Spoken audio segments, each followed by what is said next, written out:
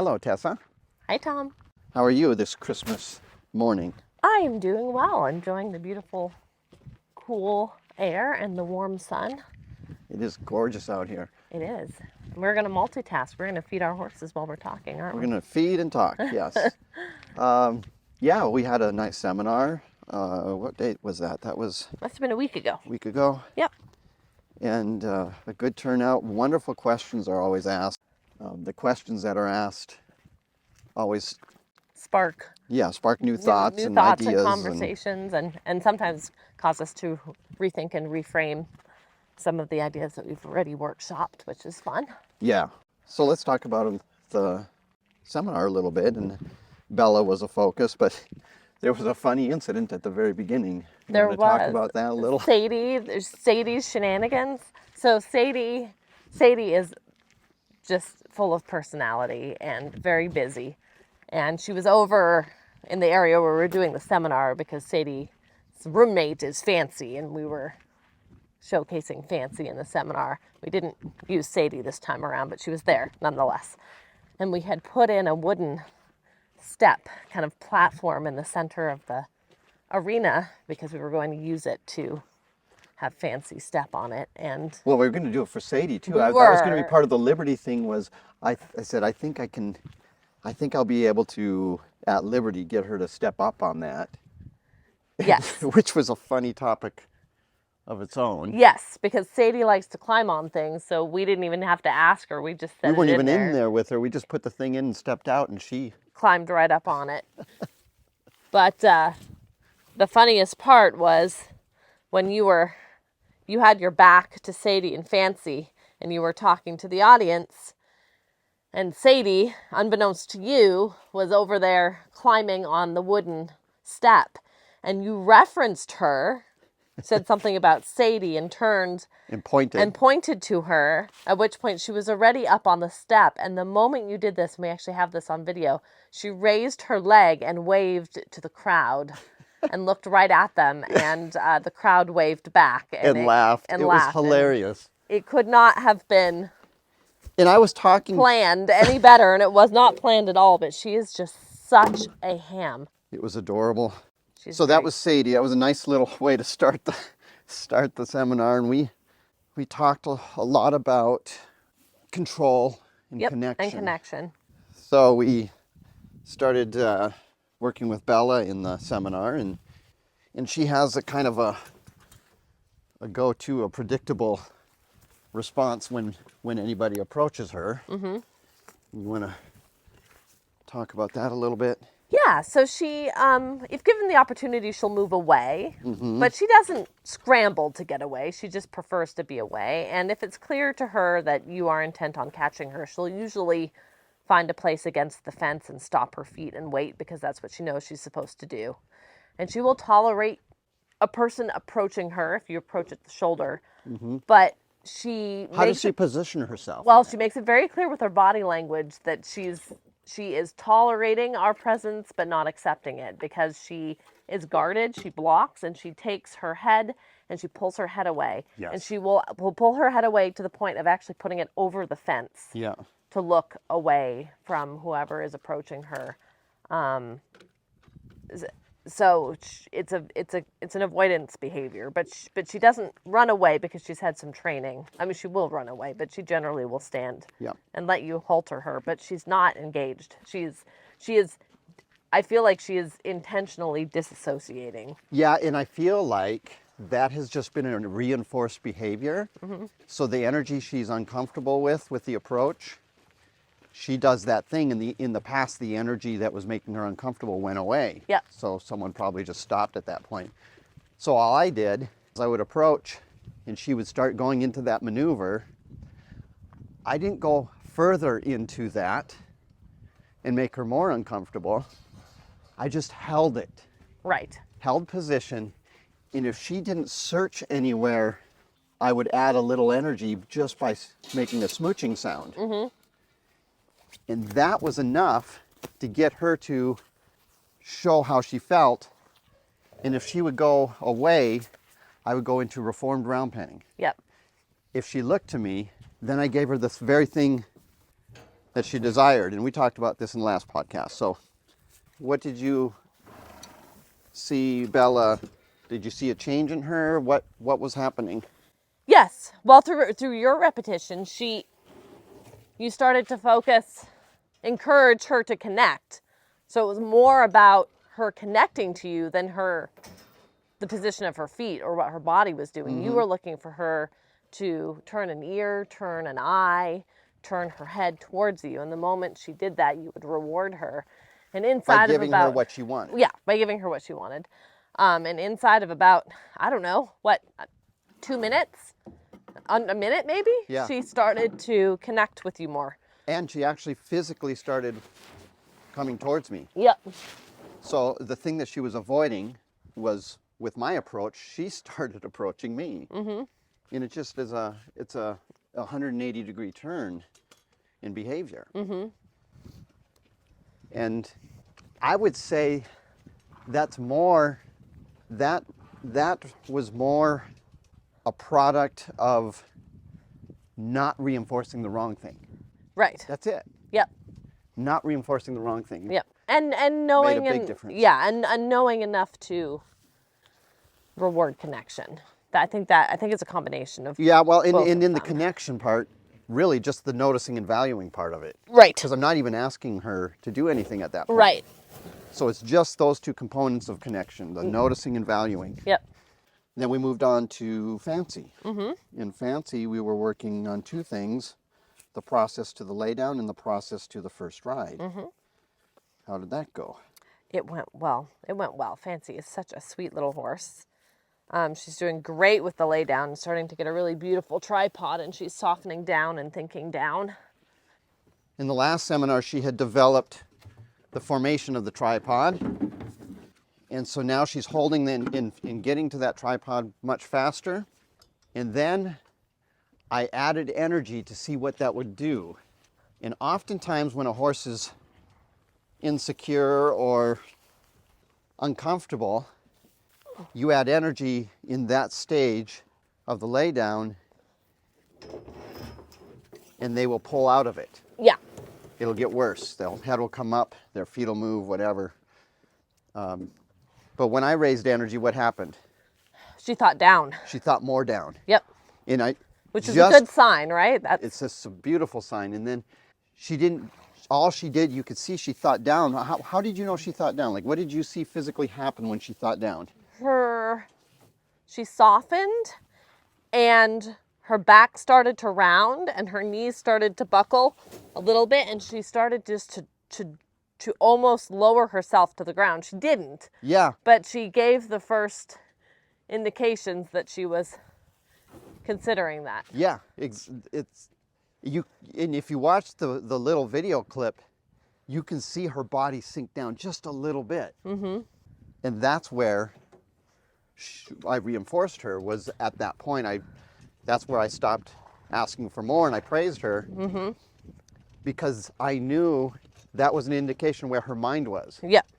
And that's what all this is about getting to the mind, and the body will follow. Yeah. And so many people try to go to the body first, hoping the mind follows, and often it does. Yeah. But sometimes it doesn't. Right. And those are the problem horses we see a lot of. Yep. So that was great. And how about for the first ride? We still haven't ridden her. Right. But on the process to that, what progress did you see?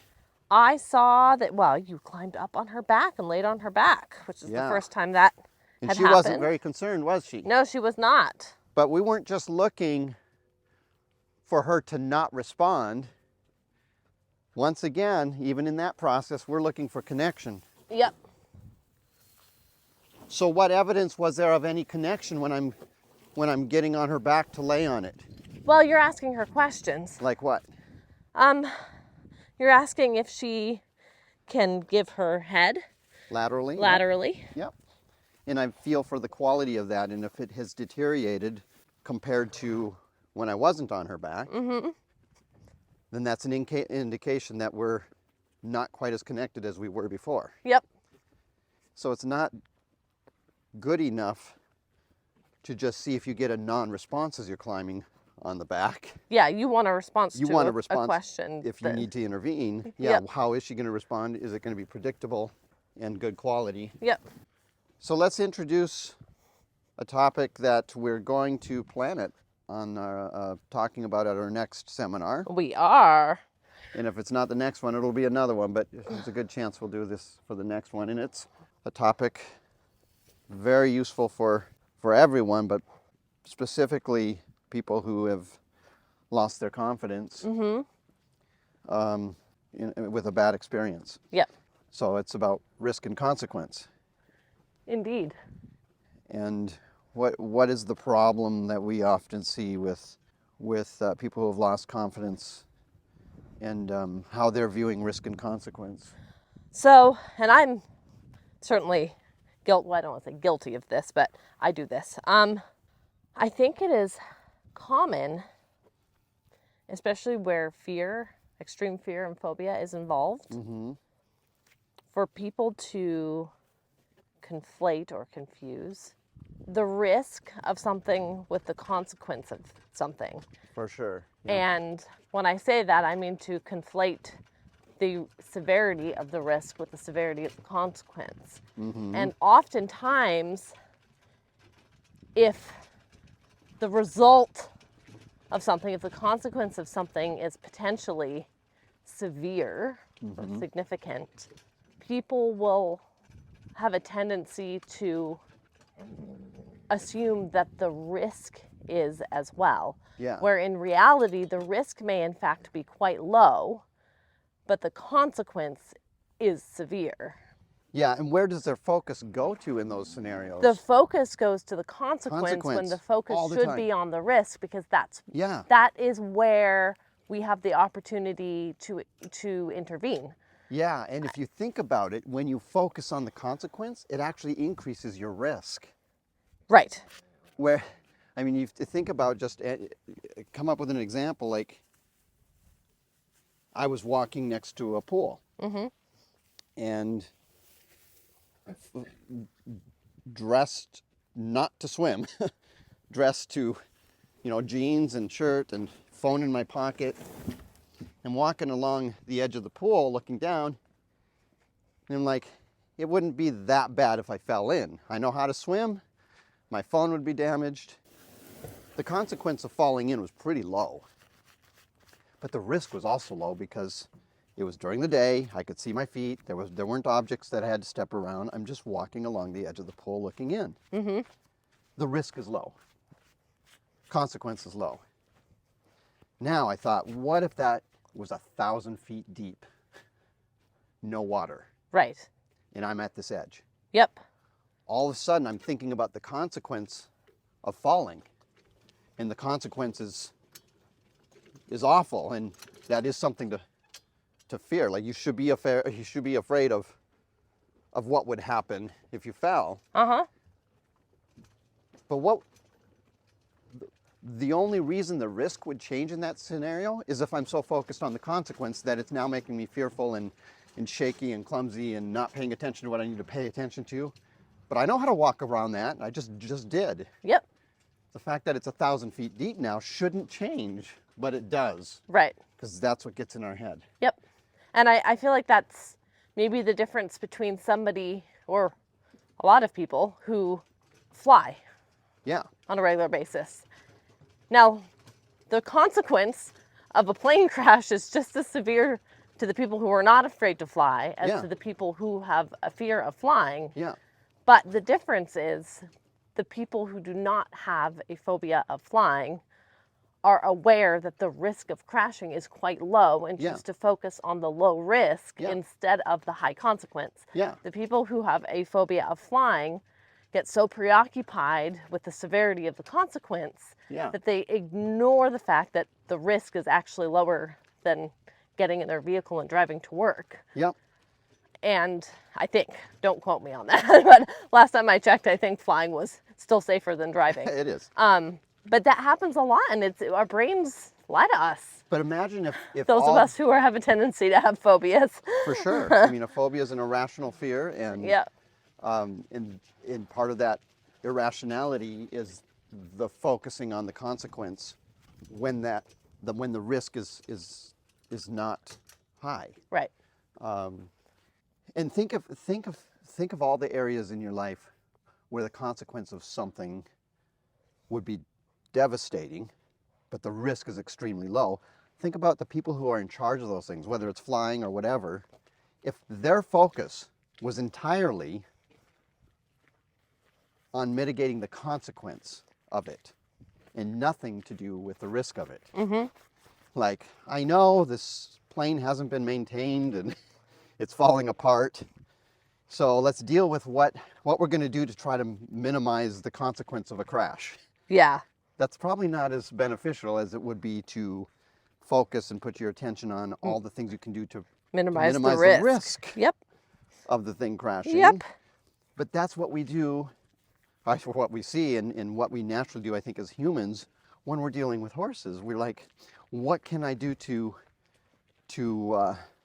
make the consequence of coming off this horse less? And that's important. I don't want to dismiss the importance of that, but there's very little you can do. Right. You can Wear a helmet. You can wear a vest. address you can... equipment. Yeah. Yep. Wear dress. Wear a vest. Yep. And wear a helmet. And there are techniques people teach to how to come off a horse more safely, but really, I see a lot of those things happening without focusing on the risk of coming off. Yep. You know, like if I see a horse that's bucked 9 people off and I'm the 10th one in line, I can predict that horse is going to probably buck me off too. Mm-hmm. And am I going to suit up more securely so that in practice all how to fall so that I'm less likely to get hurt?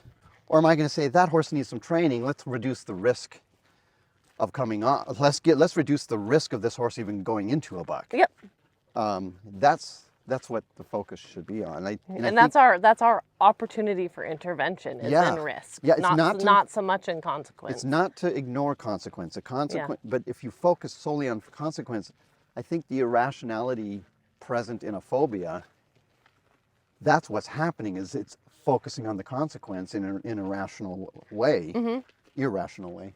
And in a way that's actually counterproductive to managing the risk. And probably causing more risk of it happening. You see that with horses because they're afraid they're going to come off the horse. They're afraid the horse is going to overreact. Well, that energy then feeds into the fear of the horse when it happens. Yep. Whereas if you had practiced with the horse and yourself to be able to guide the situation to a safer destination, the risk is much lower. But if your focus is, oh, but what if I fall off? Well, okay, risk assessment is important. What are the chances of falling off? Don't just go into it. You're the 10th person in line after 9 people got bucked off. Perhaps maybe you don't want to go into that situation. A lot of people will ask the question, well, what do I do when my horse does the thing? What is the risk of them doing the thing? It's probably pretty high because they've done it in the past. What have you done to lower that risk? So how does this apply to Bella and like risk and consequences? Have we seen anything that applies to this point? Because we're not even riding her yet. Yeah, I mean, I would say her whole story applies, because the reason she was in the situation she was in, which was minutes away from being euthanized, was because her behavior in the environment that she was in and with the people that had her was high risk and high consequence. She was very reactive. Okay. To them, she was unpredictable. Yep. And the risk was, in fact, relatively high that if they handled her for any length of time, somebody may get hurt. Yep. And she may get hurt. So there was a risk with that too, especially when they talked about transporting her. Yep. So that was a high risk, fairly high consequence situation. Yeah. Now the interesting thing is that inside of 10 minutes of you working with her, 20 minutes of you working with her, it became clear to us that with us in our training program at this facility, The risk dropped significantly. So And the consequence didn't change. the consequence didn't change. Like The we agreed with the consequence- consequence yeah. assessment Big, at the beginning. big horse, scared, reactive, Very sensitive. very sensitive. Like the risk, the consequence Consequence- of that behavior occurring, bolting, the bucking, any of that And we was agreed. still high. Yeah, and we agreed with that 100%. Yep. But with us, the risk dropped Yep. to actually, we were confident was quite low. Yeah. So And you know what? When our vet friend, and we can name her now because we got permission, Dr. Rachel McKinney from Urban Livestock and her husband Cade and her staff had gone up to assess her, I didn't ask her this question directly, but I presume what she saw what the significance of the consequence would be, but she saw, I think, that the risk was going to be relatively low if we had a chance to work with her. yes. And I can't say that for sure, but yeah. Well, and that kind of, I'm just going to call it rational thinking because I can't think of a better term. But that kind of rational thinking on the part of Dr. McKinney saved Bella's life. Yes, it did. And that was risk. That was risk and consequence. That was a spur of the moment risk assessment that we feel was quite accurate. That caused her to reach out to us. That caused us to reach out to the owners of Bella. And instead of Bella being euthanized, Bella's here. And that so much wouldn't- potential. Yep. So much potential. And that was because of accurate Assessment. sound risk assessment. And that is so important. Yep. Like, no one denies the consequence of falling 1,000 feet. Yep. But switch your mind to what is the risk of that happening. And if it's high, what can you do to lower that? And of course, lower anything you can with the consequence of coming, or of the outcome of the thing. Of course you address those things, but your biggest opportunity, and the most missed opportunity, I think, is addressing the risk of it. Agreed. So really making that distinction and saying, you know what, risk isn't the same as consequence. Let's address each of those things independently. And when dealing with horses, I don't think anyone would disagree that the consequence of coming off the horse can be severe. Right. But the risk of it doesn't have to be great. Right. And that comes down to predictability. Like, if you only see this horse behave 2 different times, and one time someone came off the horse, and the other time the person did not come off the horse, you can't just say, well, the risk has lowered. Well, no, you have 2 repetitions, and at that point, it's a 50% chance. And so, get more repetitions, it becomes more predictable. If you get more people coming off than staying on, and that's just one example, but once something starts becoming predictable and you have a rational view of risk and consequence, you will see your confidence start to grow. Whether it's you're confident you're going to come off the horse and you're going to make some wise decisions and not get on the horse, or you're just confident that you can correctly predict the outcome of something. So not just risk and consequence, but predictability becomes a very important factor in confidence. I think our next seminar is going to be on that topic. If not the next one of these future ones, it definitely has to be addressed. And I think I've never attended like a confidence clinic with horsemanship, but I would hope that this is a topic that's commonly addressed. I don't know that it is. Well, at least I not on don't. the separation of risk and consequence. Yeah, I was gonna say I think that's the key. I've heard of confidence building workshops and confidence building clinics, but I don't know what the mechanism is behind that. And it is not this is where it is not just a mindset. We are not saying go get your head right. Yeah.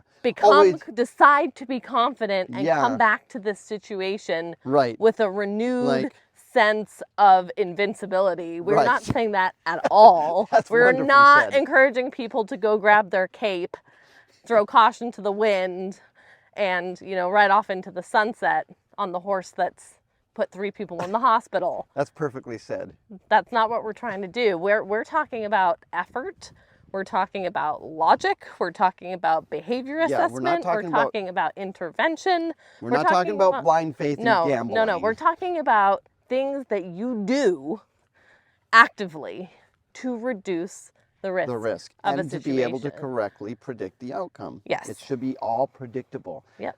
If this isn't about blind faith, like you said, it's not throwing caution to the wind and saying you need to just trust that your horse is going to take care of you. Yeah. Well, And- I no, will and- agree that the horse doesn't want to do harm, Right. but they also want to live, right. and they're not always rational And creatures. there are plenty of instances where I would say you should trust that the horse is not going to take care of you. Yeah, they're the gonna horse take is care of gonna themselves. Take care of them. Yep. And if it so happens that your interests are aligned, and that in taking care of them, they also take care of you, sure. Yeah. But what you cannot trust is that those 2 things are always aligned. Yeah. And if they have to choose, instinct says they're going to choose them. Yep. It's rare that you're going to, I mean, they exist, but, a lot of horses are, when push comes to shove, are going to choose their safety over yours. But the wonderful thing about horses and establishing a relationship is that you can shape their instincts. Yes.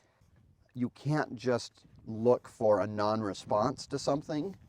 You can't just hope your horse is going to do the right thing and then, you've done nothing to change the risk, and the consequence stays the same. So, Yep. Risk is the opportunity for intervention. yeah. So as we don't even know all of Bella's risks. We only know what we faced when we got her and what we've done in the 2 sessions since.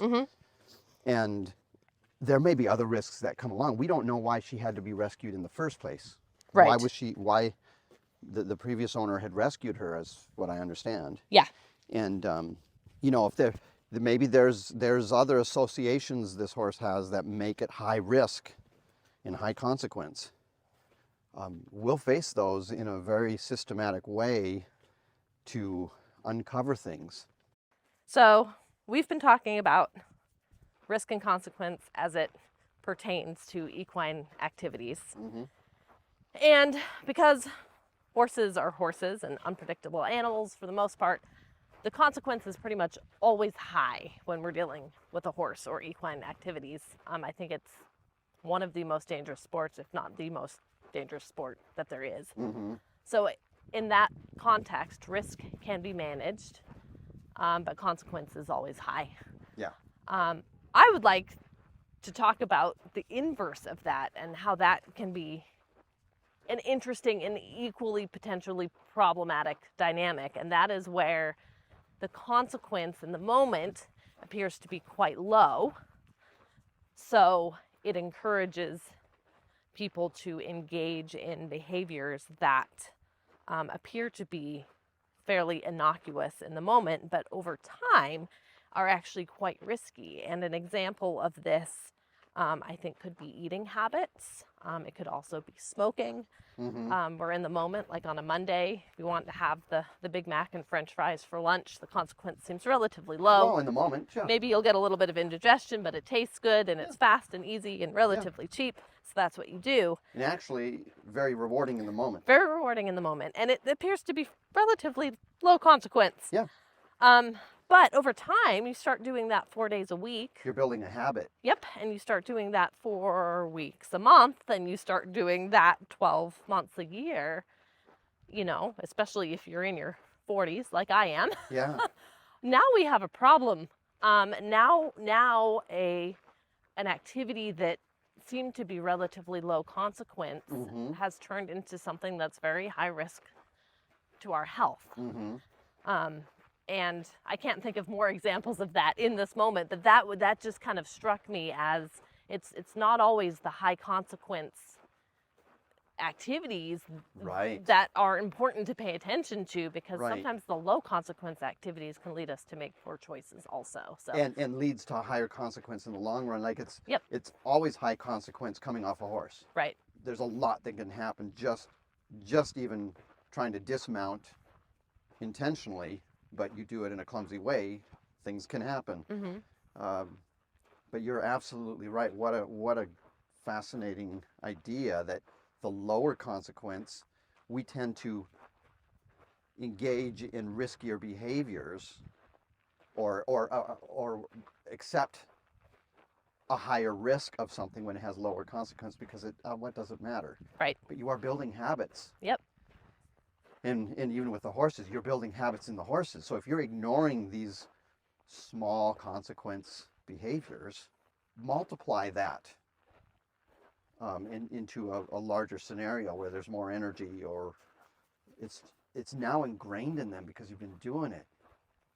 I don't know how if that's getting off topic a little bit. No, I think it speaks to what you were talking about behaviors leading to habits. Yeah. And I think we see that sometimes in people that have had one type of horse their whole life, or even had one horse their whole life. Yeah. That is very, very safe, very quiet, Yes. and they can engage in all sorts of very what would be considered high risk behaviors with that horse and choices. But because the horse is individually unusually calm. Yep, you take that approach. Yep, and it's something that is high risk really is low risk because of that for that horse. Yep. Now you get a different horse. We get a different horse. Do the and same we have things. we have a wreck on our hands. Yep, because it's not a healthy habit to behave that way or to respond that way, and what was acceptable or tolerable with one horse becomes toxic to the other. Yep. I mean, you see that in medicine too. Like, you need someone who does not have as good kidney function, who's being given a medication that has some nephrotoxicity, you have to adjust the dose. Mm-hmm. You give them the same dose that you would to someone with healthy kidneys, you're going to cause severe damage. Yep. Anyway. And on that same topic, and this is interesting, I feel like we're all over the map here, but it's all related. I used to do speech therapy, and I used to work in the preschool classrooms. So I'd be in a classroom all day with a group of kids. Mm-hmm. And every now and again, a therapist would come in with a therapy dog, usually. Mm-hmm. And the dog was a trained therapy dog, so you could do anything to this dog, and the dog was not going to growl, it was not going to bite. You could sit on its head, you could pull its ears, you could pull its tails, you could climb under it. Very well-trained dog. Mm-hmm. I, being an animal person and having worked around animals, still encouraged the little ones, 2 and 3-year-olds, to conduct themselves in a safe and respectful manner around this dog. Mm-hmm. Because I knew that this was likely not the only dog they were ever going to encounter. Right. And I didn't want them to get in the habit of doing things to this dog, because this dog would accept it, that are then going to get them bitten in the face. Exactly. By the family dog or by their neighbor's dog. And I actually had some arguments with teachers over this because they kept saying, like, no, let them do whatever they want. Yeah. And I don't know if that's part of the therapeutic process or not, but I disagreed, and right. It's just not, I didn't feel that was not serving the child, regardless of their developmental level, to teach them to do things that in pretty much all other scenarios are putting them in a very high risk, high consequence situation. And that speaks to building good habits. Foster good habits. Yeah. And building good habits based on sound risk assessment. Yes. And that's what it comes down to, is really assessing that situation for what it is and assessing all the factors and coming up with a plan that is going to serve you in that particular situation and going forward. Yeah. Oh, what a fascinating topic. We need to revisit this whole topic again sometime in the future. And I can't wait to talk about that again. It is an interesting one. I look forward to it too. Wonderful conversation yet again. Till next time. Till next time. Thanks for listening to Hoofbeats on Main Street podcast. If you would like to submit questions or short videos for review, our email is hoofbeatsonmainstreet@gmail.com. This podcast is a product of Care for Horses Foundation.